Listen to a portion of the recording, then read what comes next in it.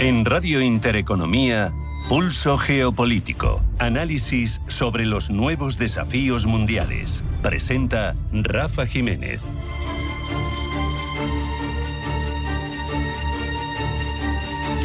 Bienvenidos a Pulso Geopolítico. Reciprocidad. Parece fácil de entender, pero no todo el mundo lo asume igual. A pesar de que es el principio según el cual lo que es legítimo para un actor también lo es para su adversario, que las mismas reglas que invocas cuando te agreden son las que aceptan cuando eres tú quien agrede. Es un principio tan antiguo como la diplomacia, tan difícil de cumplir como cualquier otra forma de honestidad que exija mirarse al espejo y reconocer con lucidez que lo que vas a querer para ti lo vas a querer también para tu contrario. La situación es la siguiente. Estados Unidos e Israel lanzaron una operación militar que mató al líder supremo de Irán, Ali Khamenei, junto con otra buena parte de la cúpula del régimen. Fue un acto, lo sabemos, unilateral, sin declaración de guerra, sin autorización del Consejo de Seguridad de Naciones Unidas, sin que mediara un ataque previo de Irán, sin que pudiera convocarse ningún tipo de reunión del Consejo de Seguridad, ni tampoco justificación bajo las normas del derecho internacional. Fue en términos jurídicos y morales un magnicidio de Estado. La eliminación deliberada y premeditada del jefe de un Estado soberano mediante una operación militar.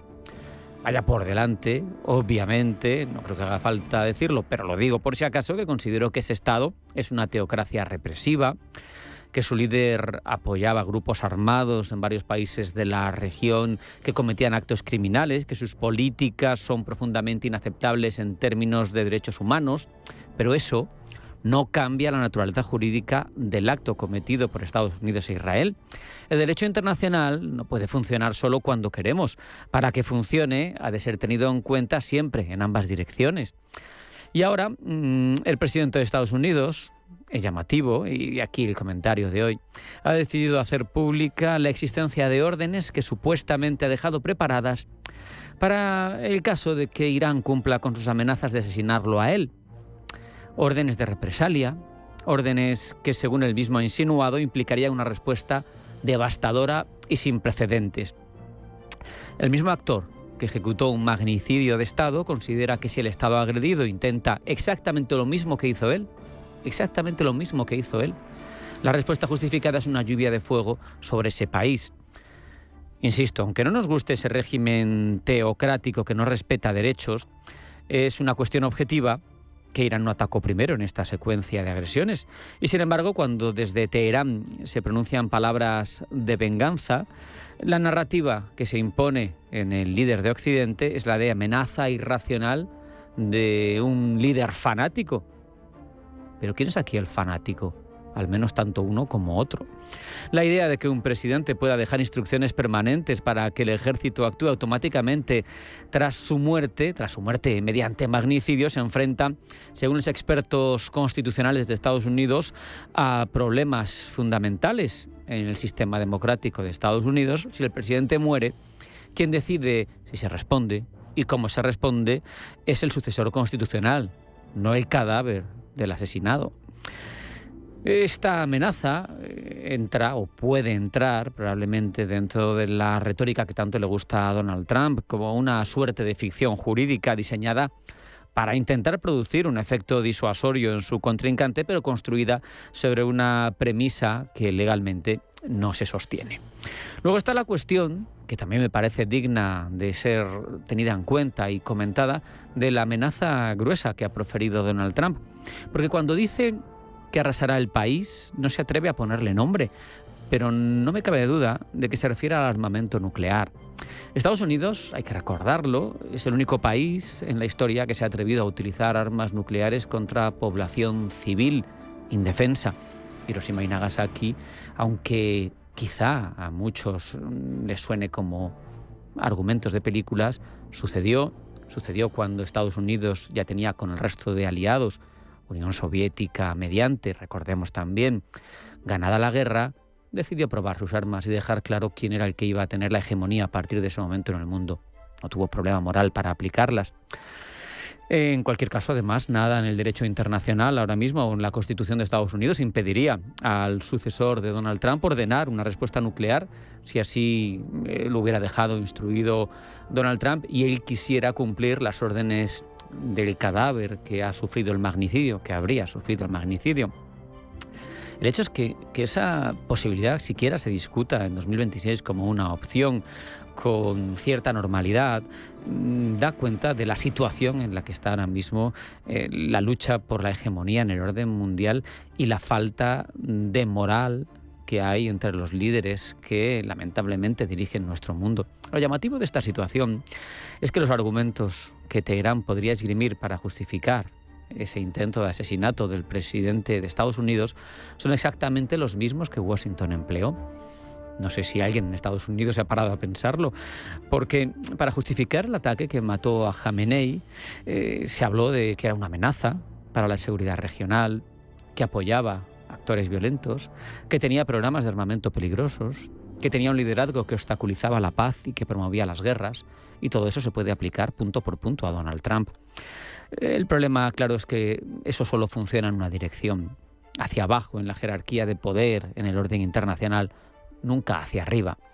Eso es lo que el poder asimétrico hace con la moral. La dobla, la mueve, es dúctil. La moral, a pesar de que en términos filosóficos no pueda serlo, pero sí lo es en términos del poderoso.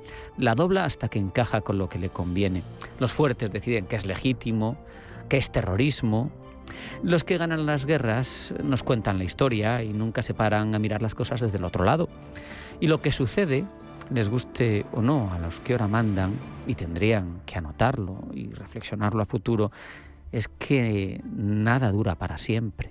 Y eso parece que se les olvida.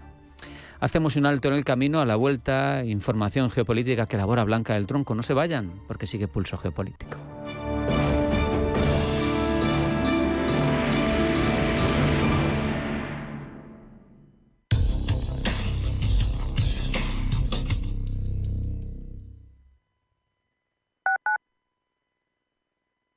¿Quieres diversificar tu cartera de inversión y proteger tu patrimonio? Haz lo posible con Silver Gold Patrimonio. Entra en el fantástico mundo de los metales preciosos de inversión de forma sencilla y acompañada por los consultores expertos de Silver Gold Patrimonio. Oro, plata, platino, paladio, rodio, osmio. Silver Gold es patrimonio inteligente. El planazo del verano está en la Plaza de Toros de Las Ventas. Todos los jueves, del 25 de junio al 23 de julio, vive Cénate Las Ventas. Novilladas nocturnas, la mejor gastronomía madrileña y música en directo en un escenario único. Compra tus entradas en las-ventas.com. Los mercados financieros. Las bolsas más importantes. Información clara y precisa. Esto es Radio Intereconomía. Desde 2002, el restaurante Asador Iyunbe ofrece la mejor cocina vasca. La selección cuidada de sus productos y el trato cercano son señas de identidad del restaurante. En Iyunbe Castellana apostamos por una cocina en la que priman los sabores, basada en el producto de temporada y en la que se mima la máxima calidad de sus platos. Estamos en Paseo de la Castellana 172 y en el 91 867 5902. Restaurante Iyunbe Castellana. En Radio Intereconomía te acompañamos donde tú quieras. Sintonízanos en directo a través de la radio, nuestra web, aplicación móvil o canal de YouTube. Si lo prefieres, también puedes encontrarnos en diferido a través de iVoox, Apple Podcast, Spotify y todas las plataformas de podcast. La mejor información económica en cualquier momento y desde cualquier lugar. Radio Intereconomía, siempre contigo.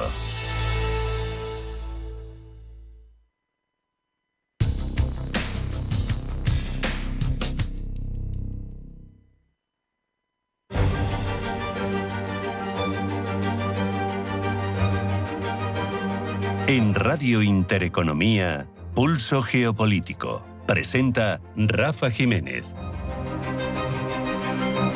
Y elabora la información geopolítica Blanca del Tronco. Blanca, bienvenida, buenas tardes. Buenas tardes. Aumenta la tensión en el estrecho de Hormuz, cuya situación continúa sumida en la incertidumbre después de que Donald Trump e Irán hayan emitido mensajes contrapuestos sobre su apertura al tráfico marítimo tras la nueva oleada de ataques recíprocos de ayer domingo. En este contexto, el barril de Brent sube con fuerza y se sitúa ya por encima de los $78. Macron reúne en París a la coalición de voluntarios. Una cita centrada en el refuerzo de la defensa antiaérea de Ucrania y en las futuras garantías de seguridad para Kiev. El presidente del gobierno, Pedro Sánchez, participa en la reunión. Mientras, ya en Bruselas, la reunión de ministros de Exteriores de la Unión Europea sobre la mesa abordar nuevas sanciones contra Rusia y más medidas de apoyo a Kiev. Kaja Kallas, jefa de la diplomacia comunitaria. Se espera, dice, que los ministros de Asuntos Exteriores lleguen a un acuerdo el lunes sobre 250 nuevas sanciones contra Rusia. Aún no hay acuerdo sobre el 21º paquete de sanciones.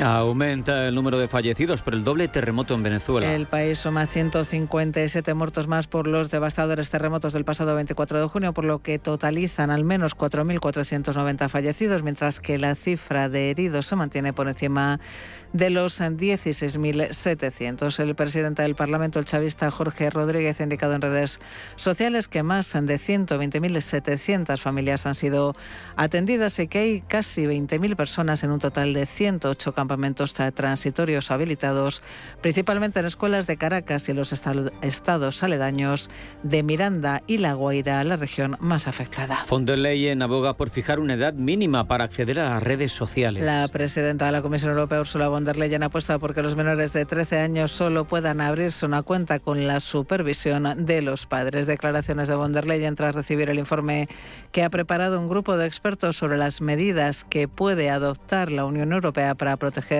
a los menores en Internet, que aboga por un enfoque gradual y armonizado en la Unión Europea que von der Leyen considera convincente. Europol publica su informe sobre las tendencias del terrorismo en la Unión Europea. Un análisis anual que recoge los atentados, detenciones y principales amenazas detectadas por las fuerzas de seguridad europeas.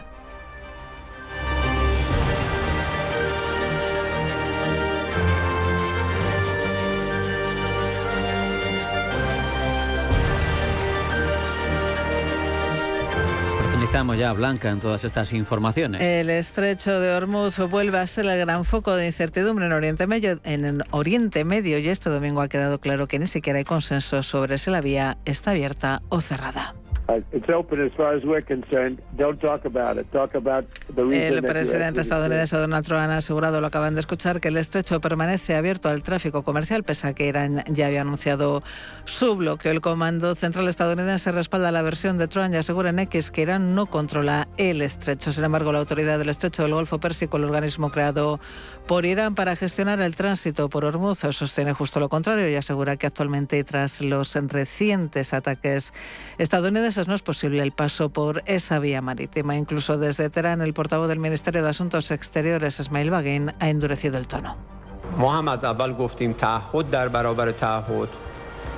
Y asegura Baghaei que mientras los Estados Unidos continúen violando sus compromisos, Irán de igual manera se abstendrá de cumplir con las obligaciones que ha asumido. En medio de este choque de versiones, Pakistán, principal mediador entre Washington y Teherán, ha urgido una desescalada inmediata y ha estado ambas partes a respetar el memorando de entendimiento firmado en Islamabad el pasado junio. La oleada de ataques ha dejado además víctimas colaterales en varios países de la región. Omán ha denunciado ataques con drones en las zonas de Musadán y Al-Busta y ha convocado al embajador iraní para presentar una protesta formal. Jordania ha informado por su parte de la caída de 3 misiles iraníes en su territorio que causaron daños materiales menores sin víctimas. Qatar, entre tanto, ha condenado los ataques y ha advertido de que se reserva el derecho a responder. En paralelo, el primer ministro israelí Benjamín Netanyahu ha querido rebajar la tensión al asegurar que Donald Trump quiere agotar todas las posibilidades de alcanzar un acuerdo, especialmente, ha dicho, en torno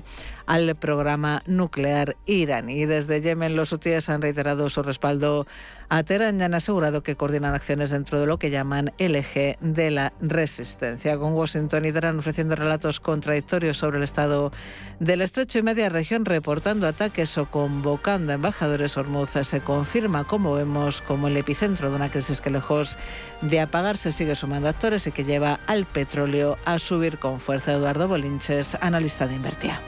Sí, ha cerrado el techo de Hormuz y esto pues obviamente presiona el barril de petróleo, que no me cabe la menor duda que se hará con los 80, inclusive los 81,60. Y esto en un entorno en el que habrá que vigilar también el par euro-dólar. No nos olvidemos que nosotros no tenemos petróleo, hay que comprarlo y encima se paga con otra divisa. Barril de petróleo Brent, el de referencia en Europa, que sube en temporal un 3,71%, $78,83. El West Texas, el de referencia en Estados Unidos, opera también con importantes subidas del 3,71% hasta los $74,06. Y Estados Unidos despide a una de las figuras más influyentes de la política exterior republicana. El senador Lindsey Graham, de 71 años, ha muerto este sábado por la noche tras una enfermedad, según su oficina, breve y repentina. Gemma González.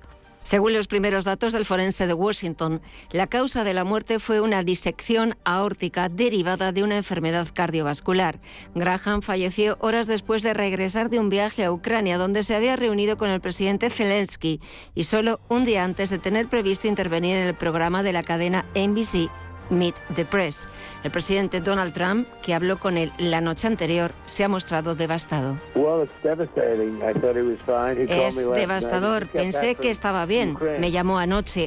Acababa de aterrizar de Ucrania y tuvo un viaje estupendo. Estuvo esforzándose muchísimo. Quería hacer la ley para salvar a Estados Unidos. Tras su muerte, Trump ha ordenado que las banderas ondeen a media asta en su memoria. Graham llevaba 23 años en el Senado, donde llegó en 2002, tras heredar el escaño del histórico Strom Thurmond. Antes había pasado casi una década en la Cámara de Representantes. Se convirtió en una de las voces más influyentes del Partido Republicano en materia de defensa y política exterior y en un firme defensor del envío de ayuda militar a Ucrania. Fue también uno de los principales apoyos de la ofensiva conjunta de Estados Unidos e Israel contra Irán. No había posibilidad de llegar a un acuerdo con Hitler en la Segunda Guerra Mundial, ni tampoco con los nazis religiosos. En Irán, no todos son nazis religiosos, todo lo contrario. La mayoría de la gente en Irán está luchando por una vida mejor y algunos incluso han muerto para conseguirla.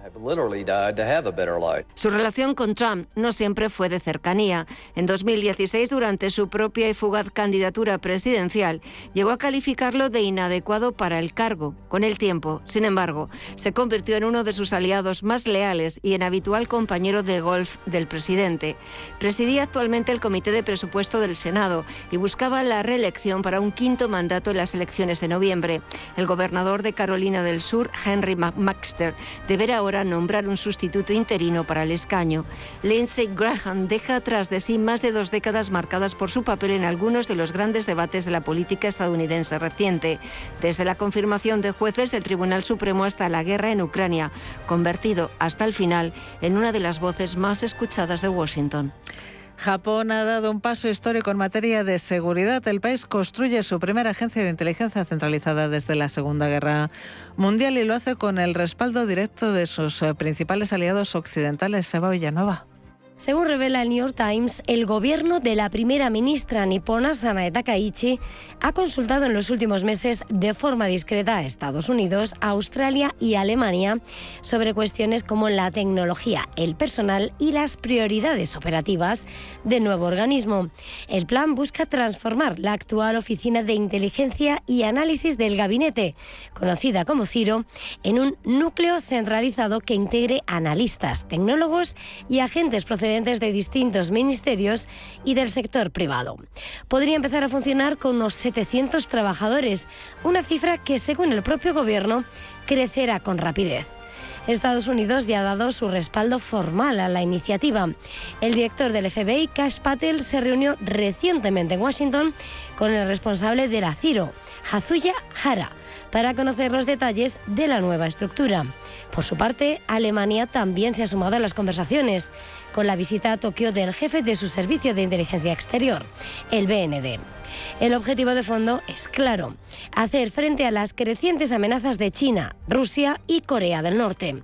El diario neoyorquino ha revelado además que decenas de espías rusos se han instalado en Japón en los últimos años como parte de un esfuerzo del Kremlin por comprar componentes de armamento, enviarlos a Rusia y esquivar así las sanciones internacionales. A esto se suma la actividad de China. Investigadores del Citizen Lab han detectado la creación de páginas web que se hacen pasar por medios de noticias en japonés con el objetivo de difundir desinformación favorable a Pekín. Esta apuesta por la inteligencia centralizada llega en un momento de cambio profundo en la política de seguridad japonesa. Takaichi ya ha levantado restricciones a la exportación de armas y ha impulsado el mayor rearme del país desde la posguerra.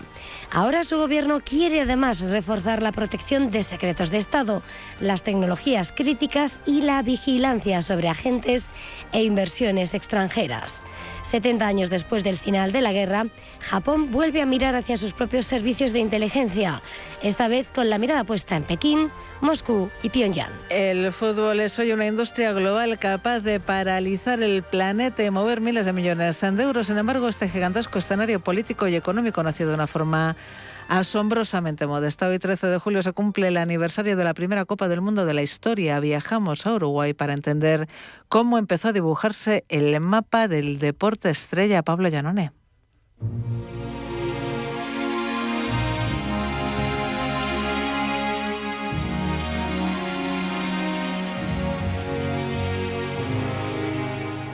El 13 de julio de 1930, en Montevideo, empezó algo que parecía pequeño.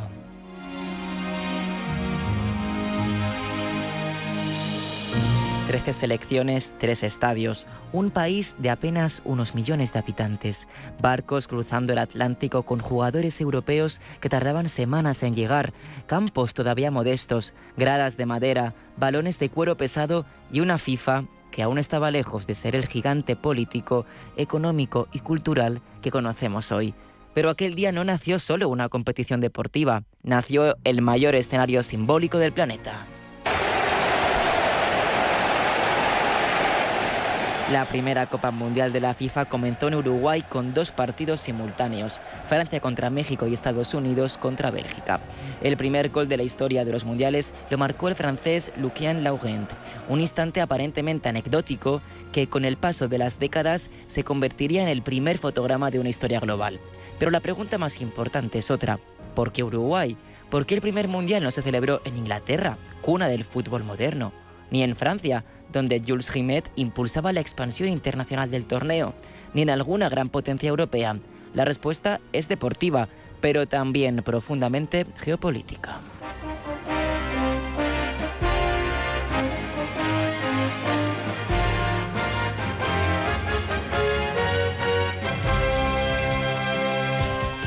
Uruguay era entonces una potencia futbolística. Había ganado el oro olímpico en París en 1924 y en Ámsterdam en 1928. Su selección era admirada por su técnica, por su estilo y por haber demostrado que el fútbol ya no pertenecía solo a Europa. Pero además, 1930 era una fecha clave para el país. Uruguay celebraba el centenario de su primera constitución. Organizar el Mundial era una forma de proyectar una imagen de nación moderna, estable, próspera y reconocida internacionalmente. El fútbol se convirtió en diplomacia. No era solo jugar, era presentarse ante el mundo. Para Sudamérica, aquel mundial tenía una carga simbólica enorme. Argentina, Brasil, Chile, Paraguay no eran simples invitados al juego europeo, ahora eran protagonistas. Estados jóvenes, nacidos de procesos de independencia recientes en términos históricos, que buscaban reconocimiento, prestigio y presencia en el escenario internacional. El Mundial de 1930 fue, en ese sentido, una declaración. El Atlántico ya no separaba el centro de la periferia. El fútbol permitía que una nación sudamericana se colocara por unas semanas en el centro del mundo.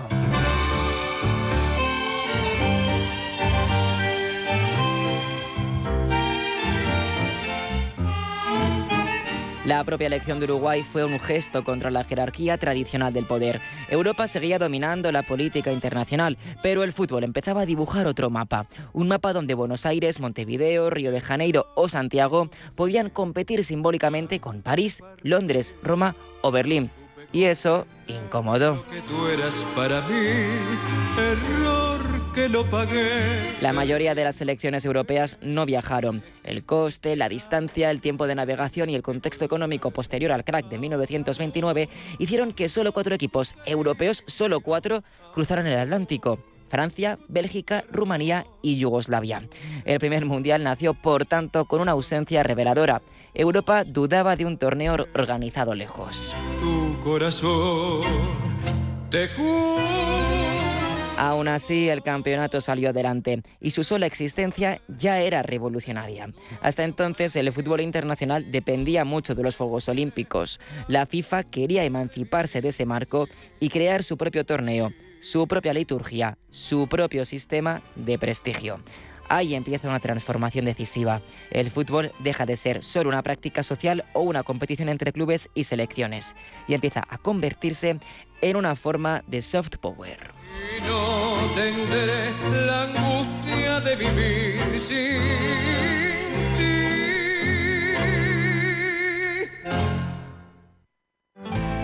En intereconomía.com te enseñamos a invertir con análisis técnico, análisis fundamental, ETFs y fondos de inversión. Descubre el nuevo curso online para inversores activos que aprenderán a invertir a corto, medio y largo plazo en bolsa. Una formación diseñada para que los inversores particulares perfeccionen sus estrategias y mejoren sus conocimientos financieros. Infórmate y apúntate en intereconomía.com.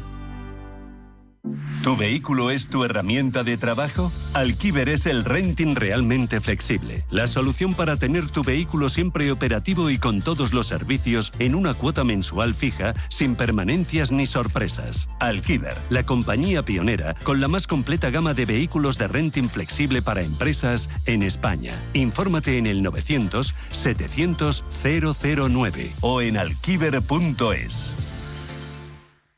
El dinero no descansa, las divisas tampoco.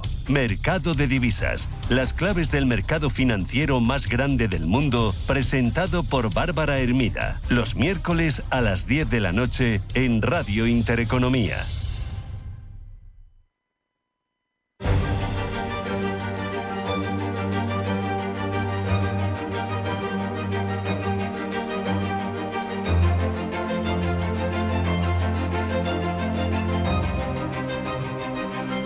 En Radio Intereconomía, Pulso Geopolítico.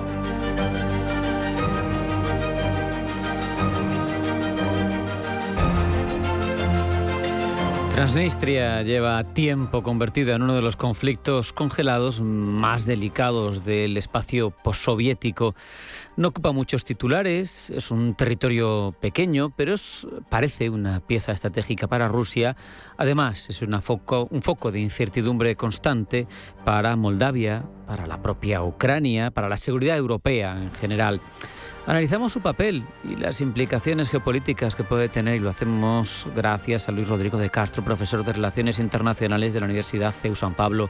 Luis, bienvenido, buenas tardes. Hola, buenas tardes, muchas gracias. Lo primero que te preguntaría es ¿cómo defines ahora mismo qué es Transnistria? Pues yo le daría la vuelta, ¿no? ¿Qué no es Transnistria? Transnistria no es un estado, no es internacionalmente reconocido por la comunidad internacional, es ante todo una reminiscencia de otros tiempos. De hecho, si Transnistria se conoce y se ha puesto en el mapa es sobre todo porque hace unos años, pues, en la Liga de Campeones el Real Madrid jugó contra el Sheriff Tiraspol y apareció esto en los medios, ¿no? Pero Transnistria es un conflicto enquistado, es una franja de tierra más allá del Dnieper, es lo que significa su nombre, y es esa franja que se sitúa entre el Dnieper y la frontera moldava, oficialmente reconocida con Ucrania. Esa línea finita de tierra es una región de mayoría rusófona que está autoproclamada como Estado independiente, no reconoce la soberanía del Estado al que desde el punto de vista del derecho internacional pertenece, que es Moldavia, y es una de las cuestiones que han motivado que precisamente Moldavia haya solicitado su adhesión a la Unión Europea con el objetivo de no ser el siguiente Estado europeo que se ve invadido por Rusia después de Georgia y después de Ucrania. Luis, la guerra de Ucrania ha alterado el valor estratégico de Transnistria para Moscú, porque al final está al oeste de Ucrania. Sí, bueno, y al final no dejaría de ser un exclave, ¿no? Un poco como sucede con Kaliningrado, en caso de que eso Transnistria acabara convirtiéndose en territorio ruso. Pero sí que es verdad que esa mayoría rusófona que hay en Moldavia, que viene de otras épocas pasadas, se sitúa o no tiene contigüidad con esa rusofonía que podemos decir que sí que existe en la parte más oriental de Ucrania. En ese sentido no sería una anomalía, pero sí sería un caso muy sui generis y que evidentemente, pues si tenemos en cuenta que algunos planes del Kremlin pasaban por conquistar toda la parte sur de Ucrania y hacerse hasta Odessa, llegando un poco también hasta esa frontera con Moldavia, pues entendemos un poco mejor el porqué de esa relevancia que tú mencionabas y sobre todo con vistas a esa conquista posible de Rusia del sur de Ucrania, bueno, pues esa cuestión de Transnistria se puso sobre la mesa y es lo que motivó precisamente que Moldavia pues iniciara o acelerara todo lo que es su convergencia con la Unión Europea y su solicitud de adhesión, porque hasta hace no tanto, pues que Moldavia llegara hasta este punto era no inverosímil, pero sí era una cuestión que se veía mucho más distante en el tiempo. Parece lógico que para Chisinau la única salida sea mirar hacia la Unión Europea, pero claro, un proceso de admisión de alguien que tiene en una parte relevante de su territorio miles de soldados rusos, no parece fácil de llevar a cabo, ¿no? ¿No es eso en sí mismo un obstáculo? Pues en teoría sí, pero en la práctica no. Y me explico, en teoría sí, porque evidentemente, claro, estamos hablando de un país cuyas fronteras internacionalmente reconocidas pasarían a ser parte del territorio de la Unión, pero decía que en la práctica no, porque hay un antecedente y tenemos el caso de Chipre, que es Estado miembro de la Unión Europea, cuya parte norte pues está ocupada por lo menos de manera simbólica por Turquía. La autoproclamada República Turca del norte de Chipre solo está reconocida por Turquía, ningún otro miembro de la comunidad internacional lo reconoce. Desde el punto de vista formal, el conjunto de la isla podríamos entender que al no existir nada más que un Estado chipriota, que es la que tiene capital en Nicosia, sería parte de la Unión, aunque en la práctica y de facto pues solo la parte sur esté dentro del territorio comunitario. Teniendo ese antecedente, podríamos establecer ese paralelismo, ¿no? Y decir, bueno, evidentemente sobre el papel Transnistria es parte de Moldavia y por tanto parte del territorio europeo, pero ese territorio no lo controla de facto Chisinau, sino que está ocupado por Rusia. Sería un caso muy complicado, pero bueno, tendríamos ese precedente que podría ayudarnos a entender de manera flexible cómo afrontar esa situación. ¿Realmente, en tu opinión, Luis, tiene capacidad Occidente de influir realmente en la evolución de esa anomalía que supone que haya miles de soldados rusos en el este de un país teóricamente soberano, o el margen de actuación que tenemos es limitado? Bueno, aquí siempre cuando hablamos de política exterior, política de defensa, pues hay que recordar que la Unión Europea hace o puede hacer, mejor dicho, relativamente poco, porque estas políticas que afectan al núcleo duro del Estado no son competencias de la Unión Europea, no son competencias exclusivas ni tampoco competencias compartidas, están en manos de los Estados miembros. Por tanto, la Unión llega hasta donde llega precisamente porque son los estados los que han hecho un tratado en el que se dice que eso debe ser así. Y ahí, pues, no es que la Unión Europea carezca de instrumentos, sino que está constitucionalmente, por entenderlo de alguna manera, limitada en cuanto a su actuación. ¿Hasta qué punto eso puede ser un problema? Bueno, pues el gobierno actual de Maia Sandu tiene un compromiso europeísta, la población en Moldavia muestra que esa es la línea que quiere para el futuro de su país, y en el momento en el que un pueblo soberano, independiente como el moldavo, decide emprender esa senda, pues la Unión Europea, como ha demostrado concediéndole a Moldavia el estatuto de país candidato a la adhesión en 2022, pues está dispuesto a recibir a ese Estado. Si hubiera cualquier cuestión, evidentemente los Estados miembros en ese proceso que podría acabar con la membresía de Moldavia en un futuro relativamente medio, no creo que se vaya tanto como Ucrania, pero tampoco sería tan breve como el escenario que se está planteando para Montenegro. Bueno, pues habría que aprobarse por unanimidad, ¿no? Todos los capítulos se tienen que abrir y cerrar, sobre todo cerrar por unanimidad de los Estados miembros, y aquí pues cualquier país en cualquier situación podría decidir que no da su visto bueno a la membresía de Moldavia, y eso pues abre muchísimo el abanico de escenarios que podrían esperarse.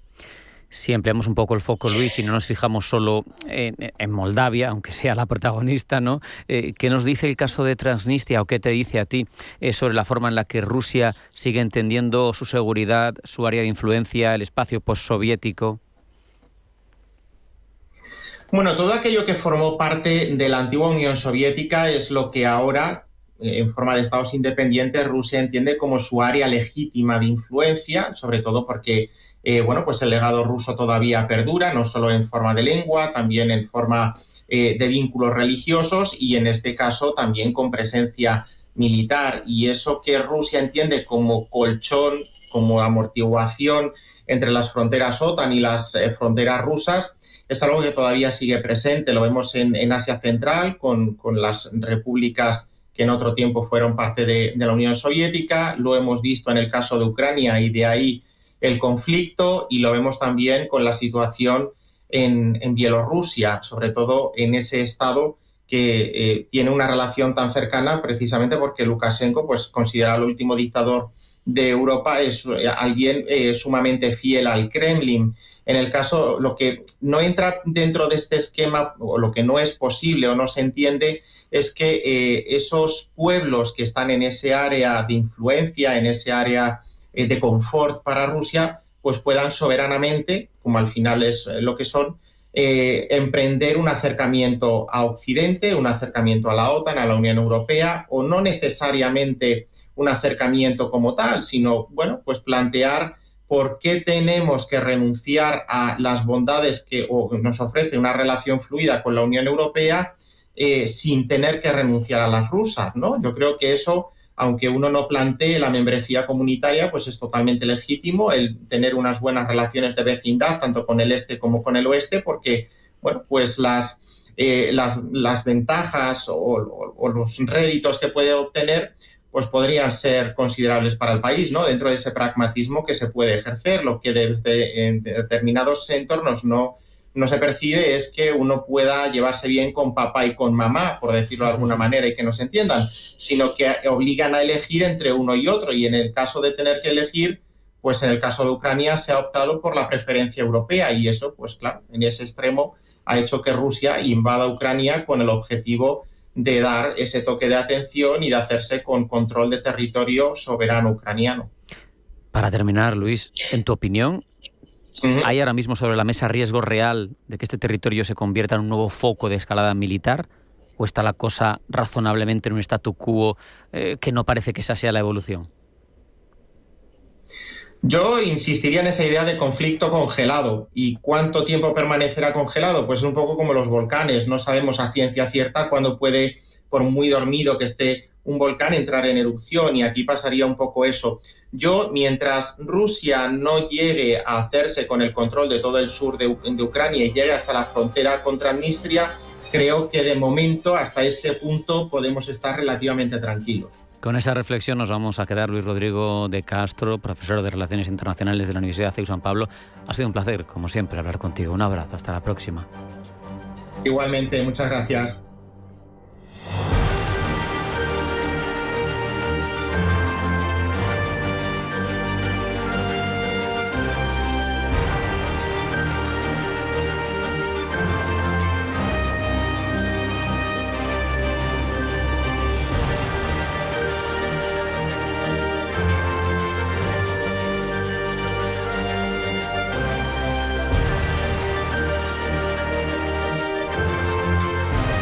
Radio Intereconomía, Pulso Geopolítico. Presenta Rafa Jiménez. La guerra tecnológica, porque sabemos que las guerras modernas se libran en muy distintos frentes, la que ahora mismo disputan Estados Unidos y China, tiene abierto un nuevo frente geopolítico que va redefiniendo apoyos, alianzas tradicionales. Y en ese contexto, la adhesión de la Unión Europea a la Pax Sílica representa un giro en la estrategia del bloque comunitario.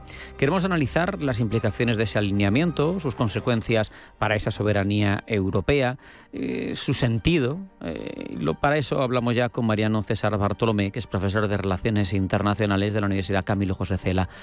Mariano, bienvenido, buenas tardes.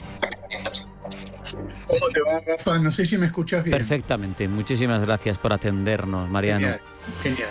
No, gracias por la invitación. En tu opinión, ¿qué implica, así a bote pronto para ti, que la Unión Europea se adhiera a la Pax Sílica en términos de soberanía tecnológica que tanto se habla, ¿no? Claro. Bueno, yo lo que creo es que lo que hay que tomar bien en cuenta es la importancia que yo personalmente creo que pasa desapercibida de esto de la Pax Sílica, porque en los titulares de los diarios y en los programas, tal vez esta es una notable excepción, pero ha pasado bastante desapercibido y estamos, me parece a mí, con este concepto de Pax Sílica en un momento de profunda transición geopolítica donde estamos asistiendo a una respuesta integral por parte de Estados Unidos a esta percepción de amenaza que ellos tienen con respecto a China. Si tú me permites, Rafa, yo brevemente me gustaría comentar qué es esto de la Pax Sílica, porque de verdad que entre colegas no todo el mundo está advertido, imagínate para gente que no está metida en el medio. Es un concepto que surgió inicialmente en el área económica del gobierno de Trump, es un concepto que fue concebido, el de Pax Sílica por silicio, ¿verdad? Por ese elemento tan importante en los conductores y en el mundo digital, que lo concibió este concepto Jacob Hellberg, que es el subsecretario de Asuntos Económicos, y básicamente lo que pasa con Hellberg es que él está opuesto a que cada país o cada actor internacional, incluyendo la Unión Europea, podríamos decir, desarrolle su propia infraestructura y desarrolle su propia soberanía tecnológica, y más bien él lo que dice es que es el momento de constituir alianzas, de constituir redes, donde las principales empresas de inteligencia artificial son de alguna manera norteamericanas, son las que tienen capacidad de llevar la delantera en esta carrera tecnológica y son las que tienen capacidad de generar grandes inversiones. Entonces, lo que le conviene a los países, de acuerdo a la postura de la Casa Blanca, por supuesto, es aliarse con Washington y participar de estas cadenas de suministros que básicamente tienen tres patas, que son inteligencia artificial, semiconductores y minerales críticos. En la medida en que los diferentes actores, la Unión Europea como tal o las naciones de la Unión en forma particular, se incorporen a esta red que propone Estados Unidos, que es la alianza de la Pax Sílica Alliance, van a recibir una serie de beneficios que les va a permitir, que no podrían alcanzar por sí mismos porque no gozan de esos recursos. Todo este concepto, Rafa, tiene, como te decía, un oponente claramente identificado, que ese componente es China. China tiene un dominio muy importante en inteligencia artificial, en semiconductores, en minerales críticos. Esto se vio cuando se generó la respuesta a la política arancelaria de Trump, que China dijo, ok, nosotros entonces restringimos las ventas de minerales críticos, y ahí se comprobó la vulnerabilidad de Estados Unidos y de Occidente. Y ha utilizado el gobierno de Pekín la ruta de la seda, digamos, la Belt and Road, como una estrategia geopolítica para acceder a mercados donde hay minerales críticos. Entonces, este es un poco el cuadro de situación que tenemos que tener presente para saber la verdadera importancia y trascendencia que tiene en términos geopolíticos esta cuestión de la PAC cílica, que tiene apenas 6 meses, porque fue enunciada en diciembre del 2025, y que ahora está generando bastante ruido porque llega el momento de las firmas y las adhesiones, y ahí es donde aparece, como vos bien decías, el tema de Europa. Claro. Si uno lo mira desde el punto de vista europeo, da la sensación de que esto, que puede tener ciertas ventajas, veríamos, pero va radicalmente en contra de la autonomía estratégica que Bruselas, al menos nominalmente, está intentando promover. Implica, por ejemplo, adquirir chips estadounidenses por 40.000 millones de euros, pero también implica, además, renunciar a otros desarrollos, porque lo que tú muy bien has explicado, ¿no? Tú no tienes potencia, pues tú intenta invertir y ayudarme en esta línea en la que yo soy puntero. Pero ¿cómo combina esto con la autonomía estratégica europea, Mariano? Ok, es una excelente pregunta que aquel que tenga la respuesta se consagra. Yo creo que hay en los platillos de la balanza beneficios y costos que tienen que sopesar las naciones europeas y la Unión Europea en su conjunto. Que antes que nada, déjame que diga que yo creo que el principal problema que tenemos es que ni siquiera la Unión Europea parece tener una posición absolutamente monolítica, porque la Comisión von der Leyen adhiere inicialmente a la paz cílica, diciendo es una adhesión política que no es vinculante, pero de alguna manera condiciona, me parece a mí, a la Unión Europea en su conjunto a la hora de tener que ir a negociar ya no posiciones simbólicas y políticas, sino acuerdos concretos. Ahora, dicho esto, ¿qué tenemos en los dos platillos de la balanza? Del lado de los beneficios, si vos te involucrás en la PAC cílica, si lo hace Europa, si lo hace España, quedaría técnicamente en la red de aliados de los Estados Unidos y por una cuestión de derrame, lo que en inglés llaman el trickle down, vos podrías recibir inversiones en materia de IA, de semiconductores, de minerales que no estarías en condiciones de generarlos por tus propios recursos. Estos son los beneficios. ¿Cuáles son los costos? Primero, generás una dependencia tecnológica de Estados Unidos muy grande, que implica, como vos bien decías, un renunciamiento a la soberanía tecnológica. Acá, el que tiene una posición bastante fuerte, me parece a mí, es Francia, ¿no? Y yo creo que como que en Europa tenés por un lado Alemania, Suecia, Finlandia, Países Bajos, que adhirieron a la PAC cílica, y por el otro lado tenés Francia, sobre todo, diciendo, cuidado que estamos perdiendo soberanía tecnológica. Pero además, otras dos cosas, diría yo, a considerar en materia de costos: perdés otras oportunidades de negocios, porque de alguna manera tu desarrollo en este sector queda monopolizado por Estados Unidos y los otros miembros de la PAC cílica, y además, y esto me parece que no es una nota menor en estos tiempos que corren, queda sujeto a la volatilidad y a la imprevisibilidad que tiene la política exterior norteamericana en tiempos de Trump. Claro. ¿No? Estos son los costos. Totalmente. Por un lado, lo de Francia, yo le hago un paralelismo ahora mismo con la decisión de Gaulle cuando decidió sacar al país de la estructura militar de la OTAN y desarrollar por su cuenta la tríada nuclear. Ahora, ¿qué sucede? Que los demás países europeos son dependientes del paraguas nuclear de Estados Unidos y Francia es autónoma en eso. Por otro lado, lo que tú apuntabas al final, hemos visto a la Casa Blanca decirle a Anthropic, no, tus modelos no se pueden compartir con el extranjero. Estamos al albur de los caprichos de una razón de Estado, de algo que puede parecerle bien, mal, regular a Estados Unidos, y que tú estás expuesto completamente a eso. Así que estoy de acuerdo en todos tus planteamientos, me parece muy interesante. Te voy a hacer una pregunta que quizá... Bueno, yo lo iba a mencionar a De Gaulle. De alguna manera me lo quitaste de la boca porque yo precisamente iba a hacer una referencia a De Gaulle y a esa búsqueda de ciertos márgenes decisorios, preservar autonomía estratégica que posiblemente se pierda si vos adherís sin reservas de algún tipo a los planteos de la PAC cíclica. Una cuestión quizá un tanto rebuscada, pero cuando uno reflexiona sobre la geopolítica, teniendo en cuenta que todo está tan relacionado, yo me pregunto si esta búsqueda que implica varias cuestiones, tú lo has explicado muy bien, tierras raras, implica inteligencia artificial, pero también implica semiconductores.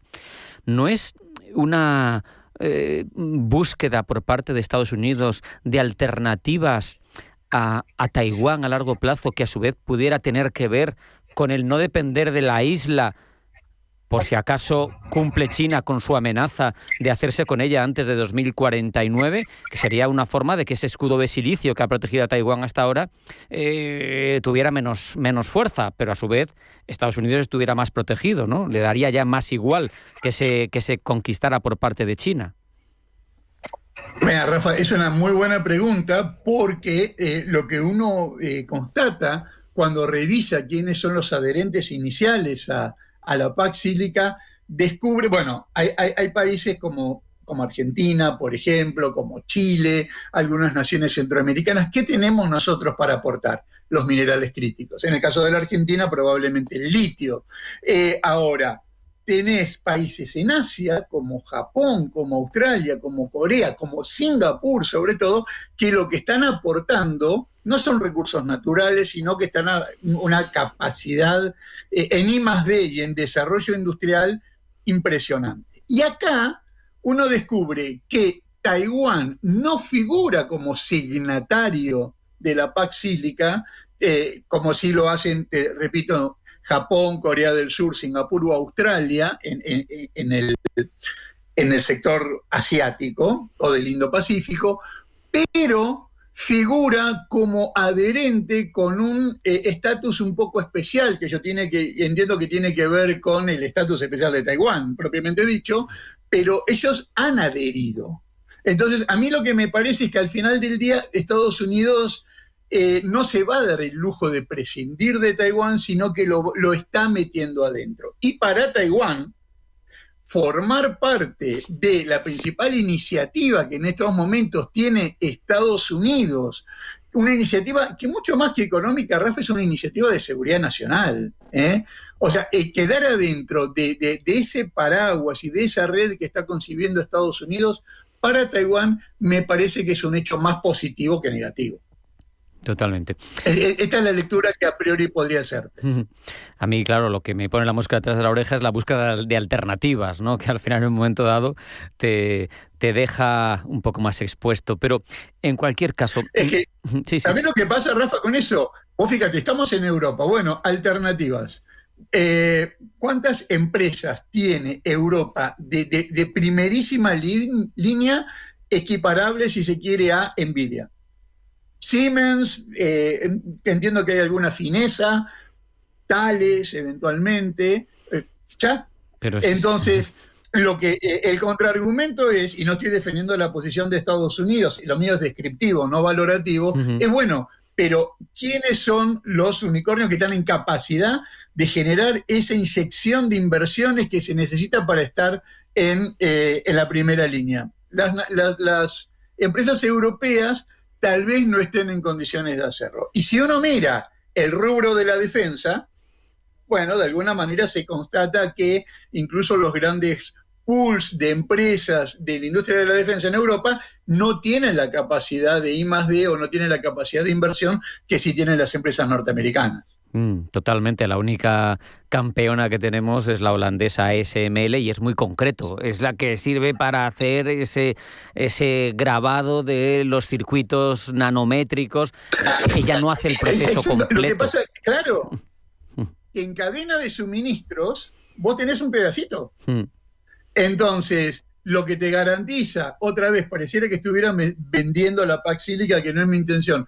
Lo que te garantiza eso es entrar con tu especialización, con tu rol en un programa, en un marco mucho más amplio, donde hay distintos actores que están cubriendo aspectos vinculados con cadena de suministros, con procesamiento, con infraestructuras críticas y bueno, es un poco el planteo que está llevando adelante Estados Unidos. Claro, y si lo miramos desde el otro lado, Mariano, si lo miramos desde el contendiente, te das cuenta de que en cuanto a tierras raras nos lleva ventajas, lo que le ha permitido sostener el pulso a Donald Trump y plantarle cara, controla el refino de la mayoría de ellas en un porcentaje tremendo. En IA, según parece, es su rendimiento, el rendimiento de sus mejores inteligencias artificiales es marginalmente menor, está algo por detrás, pero es muy bueno. Y en capacidad de chips es donde ha tenido hasta ahora su talón de Aquiles, porque no tiene esa máquina de ASML, no puede ir a los 2 nanómetros, pero se habla también de que está llegando por métodos alternativos a un rendimiento de chips y capacidad fabril tiene de sobra, lo sabemos. Entonces, ¿realmente se va a poder doblegar en cierto modo o ganarle la carrera a China con esta iniciativa? ¿En qué punto está China? Porque al final es el verdadero rival en esto. Mira, yo siempre digo de la experiencia de haber podido trabajar como docente en Estados Unidos en relaciones internacionales. Para los Estados Unidos hay 4 países que son de alguna manera los malos de la historia, que son Corea del Norte, Irán, Rusia y China, pero si hay uno que se destaca y que realmente desvela a los norteamericanos, ese país es China. Y todo esto está de alguna manera montado en relación a China. Yo sí creo, coincido con vos, en que vis a vis Estados Unidos, China no tiene la misma fortaleza a lo mejor en materia de IA, en materia de semiconductores. Sí me parece que tiene ventaja en materia de tierras raras y de minerales críticos, porque ha logrado hacerse de buenos yacimientos, un poco, decíamos, en el marco de la iniciativa de Belt and Road. Y lo que también tiene China es, tiene una suerte de muchas empresas, sobre todo se dice que en el sudeste de Asia, muchas empresas, llamémosla fantasmas, a falta de otra definición, que responden a sus intereses, pero de alguna manera están disimuladas. Entonces, son empresas que establecen vinculaciones con contrapartes locales o con filiales europeo-occidentales o norteamericanas que están asentadas en esos países, pero en definitiva ese know-how, todo ese conocimiento termina en Pekín. Esto es una táctica muy vieja, reconocida en China para digamos, acelerar el salto tecnológico, con lo cual no puede descartarse que esa brecha que tiene hoy con los Estados Unidos, sobre todo, tienda a cerrarse. ¿Dónde está pasando esto geográficamente? Sobre todo, Rafa, en el sudeste asiático, y esa es una de las razones por las cuales, según algunos especialistas, es que naciones como Malasia o Indonesia no han sido partícipes de la Pax Sílica en su enunciado inicial. Es fascinante este asunto, me recuerda incluso la forma en la que Pakistán y Corea del Norte consiguieron la bomba nuclear con esos planos de las centrifugadoras de Philips en Holanda. Ahora lo que buscan es la tecnología también holandesa de ASML, quién sabe si la lograrán o no. En cualquier caso, es un placer siempre charlar contigo. Mariano César Bartolomé, profesor de la Universidad Camilo José Cela, muchísimas gracias, un fuerte abrazo, hasta la próxima. Gracias a ti, Rafa, por la invitación. Esto ha sido todo hasta aquí, esta edición de Pulso Geopolítico en la que hemos tocado tantos temas y toda la información geopolítica de la jornada como es habitual. Sean felices, pasen buena tarde y mañana más. Esto es Pulso Geopolítico. Hasta mañana.